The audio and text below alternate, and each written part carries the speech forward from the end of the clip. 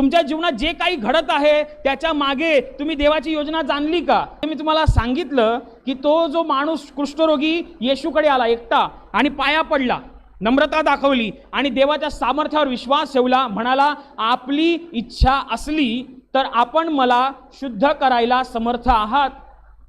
येशू म्हणतो माझी इच्छा आहे, शुद्ध हो. येशू जागच्या जागी बरं करतो, जागच्या जागी त्याला. परंतु त्या 10 जणांना येशू ख्रिस्त जागच्या जागी बरं करत नाही.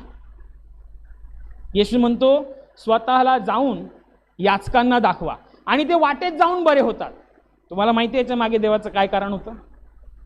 कारण असं होतं, येशूला बरोबर माहिती आहे हे 10 लोक आहेत, बरोबर. हे 10 लोक आहेत आणि या 10 लोकांमध्ये 9 जण जी आहेत ही उपकार न स्मरणारी आहेत.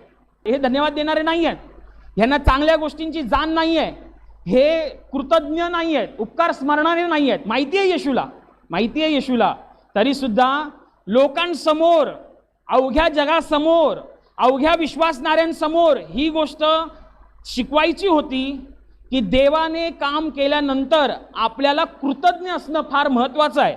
आणि जो देवासमोर कृतज्ञ म्हणजे देवाचा उपकार स्मरणारा असतो त्याविषयी देवाला फार आनंद असतो. आता ही गोष्ट दाखवायची कशी?